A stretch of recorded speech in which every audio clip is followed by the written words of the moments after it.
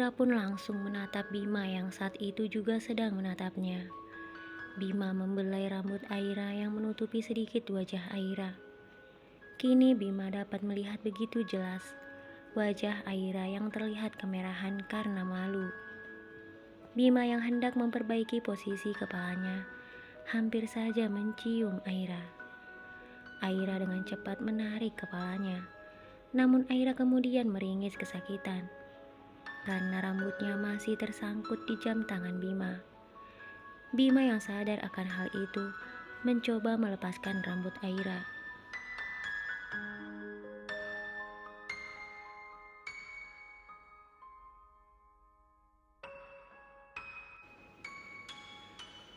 Bima mengalami sedikit kesulitan ketika membuka rambut Aira karena terlindung kepala Aira. Bima meminta Aira untuk merebahkan kepalanya di dadanya. Aira pun menuruti apa yang dikatakan oleh Bima. Kini Aira dapat mendengar begitu jelas irama detak jantung Bima. Aroma tubuh Bima membuat Aira semakin merasa begitu nyaman berada di atas tubuh tuan mudanya. Meski cacat, Bima selalu memperhatikan penampilannya.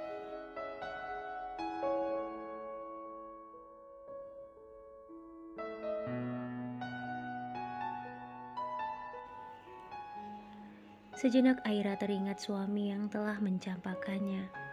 Dia teringat ketika masih bersama dengan suaminya. Di saat-saat mereka masih bahagia dulu. Ketika suaminya masih mencintainya dan memperlakukannya begitu lembut. Aira teringat bagaimana kelembutan dan belayan yang diberikan oleh suaminya. Aira memejamkan mata, lalu memeluk Bima erat. Namun lamunan Aira terhenti ketika Bima berkata, "Apa yang kamu lakukan, Aira? Apakah kamu tidak mendengar apa yang aku katakan?"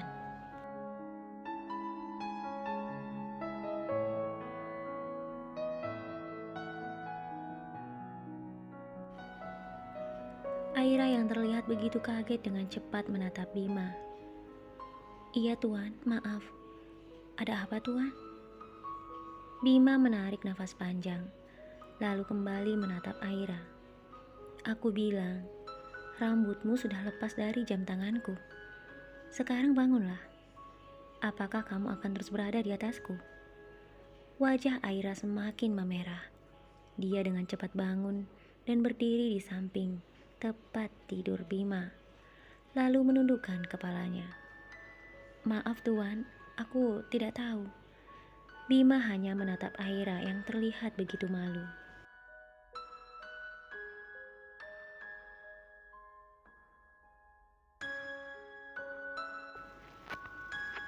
Tidak lama kemudian, Bima pun tidur dengan lelap. Aira yang sejak tadi duduk di sampingnya memandang wajah Bima. Kasihan sekali Tuan Bima.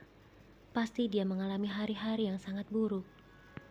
Laki-laki setampan dan sekuat dia hanya berada di tempat tidur dan juga kursi rodanya. Aku berharap Tuan akan segera kembali pulih dan bisa melakukan aktivitas seperti biasanya. Tetapi, bagaimana caranya? Aira terlihat berpikir keras, mencari cara agar Bima kembali bisa berjalan.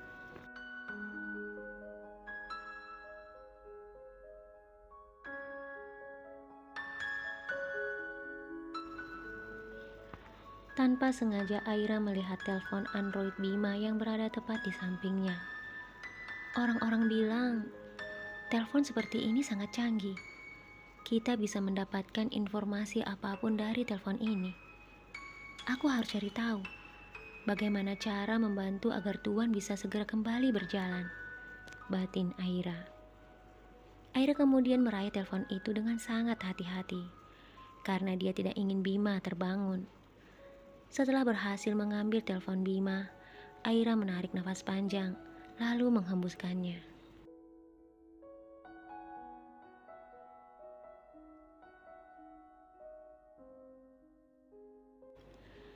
Saat telepon Bima berada di tangannya, Aira melihat foto Bima sebelum mengalami kecelakaan.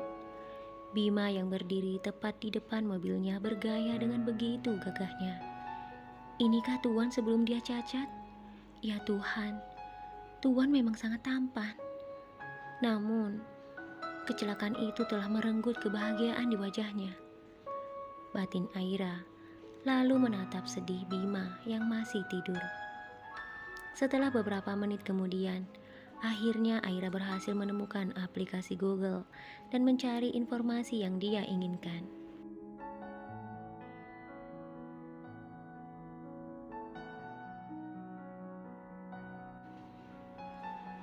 Setelah merasa cukup mendapatkan informasi, Aira mengembalikan telepon Bima di posisi sebelumnya. Namun ketika Aira baru saja meletakkan telepon itu, tiba-tiba tangan Bima yang kuat langsung menggenggam kedua tangannya dan menarik tubuhnya, sehingga membuat Aira kembali jatuh dalam pelukannya. "Apa yang kamu lakukan, Aira?" Aira yang begitu kaget berkata, "Tidak, Tuan, aku tidak melakukan apapun." Namun Bima tidak percaya dengan perkataan Aira.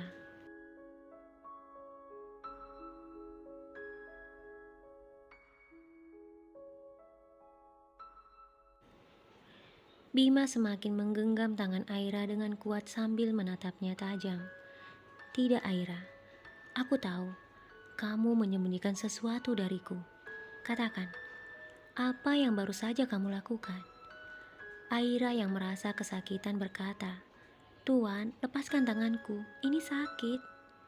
Bima tidak menghiraukan apa yang dikatakan oleh Aira. Bima masih terus saja menggenggam tangan Aira dengan kuat. "Aku tidak akan melepaskanmu sebelum kamu mengatakan apa yang kamu lakukan ketika aku tidur, Aira."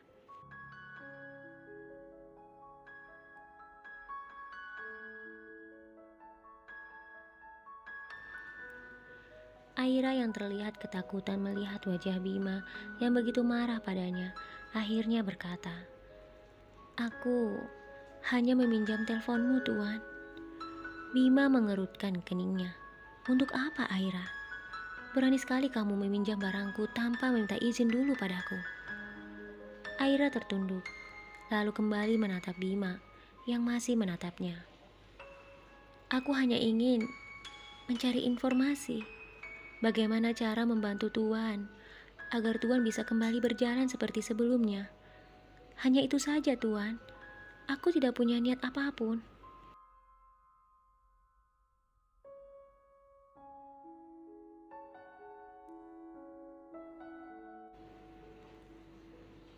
Bima melonggarkan genggamannya pada kedua tangan Aira. Aira segera berdiri dan memegang kedua tangannya yang tampak kemerahan, bekas tangan Bima. Tanpa melihat Aira, Bima berkata, "Untuk apa, Aira? Sampai kapanpun, aku tidak akan bisa berjalan lagi. Apakah kamu berpikir aku hanya pasrah dengan nasibku ini? Tidak, Aira. Setelah kecelakaan itu, aku sudah berobat kemana-mana. Aku sudah melakukan berbagai terapi. Tetapi semua itu tidak juga berhasil. Aku sudah lelah dengan semua itu, Aira."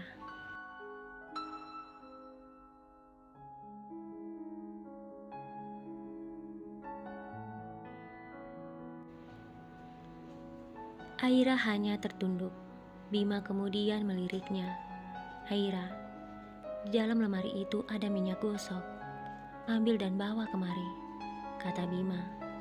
Aira pun berjalan menuju ke lemari yang dimaksud oleh Bima dan mengambil sebuah minyak di dalam botol kecil dan membawanya kepada Bima. Setelah memberikan minyak itu kepada Bima, Aira kembali berdiri di tempatnya semula. Tetapi belum sampai semenit Aira berdiri, Bima menyuruhnya duduk di sampingnya.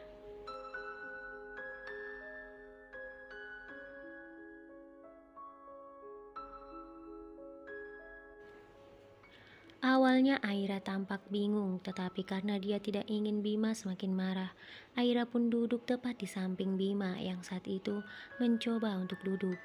Bima meraih kedua tangan Aira dan mengoleskan minyak pada kedua lengan Aira yang terlihat sangat kemerahan. Dengan perlahan dan sangat hati-hati, Bima mengurut kedua tangan Aira itu. "Aku minta maaf, Aira. Aku tidak bermaksud untuk menyakitimu." Aira hanya tertunduk melihat tangan Bima mengurut kedua tangannya dengan lembut.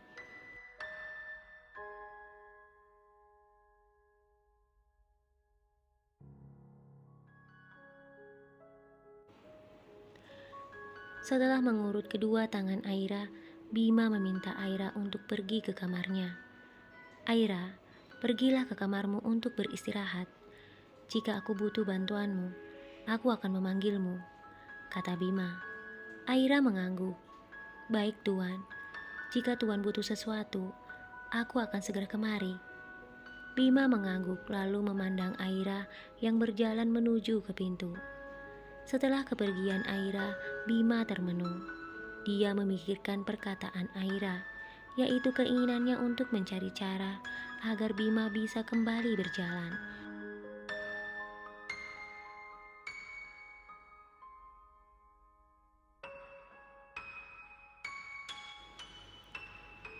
Sore hari telah tiba.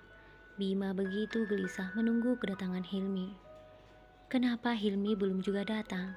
Ini waktunya aku untuk mandi, batin Bima sambil terus mencoba untuk menghubungi telepon Hilmi. Namun tidak juga dijawab oleh Hilmi. Bima kembali berkata di dalam hati, apakah Hilmi sangat sibuk? Sampai-sampai dia tidak mengangkat teleponku. Di saat Bima kembali ingin mencoba menghubungi Hilmi, Aira datang dengan terburu-buru. Maaf Tuan, aku terlambat.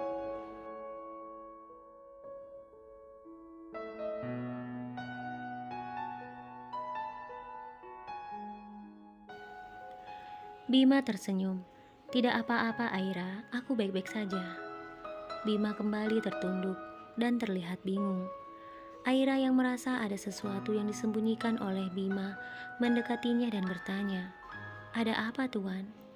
Bima kemudian berkata, ini waktunya aku mandi Aira. Aku sedang menunggu Hilmi, tetapi dia tak kunjung datang. Aku mencoba untuk menghubunginya, tapi dia juga tidak mengangkat teleponku. Aku tidak mungkin menyuruhmu untuk memandikan aku kan?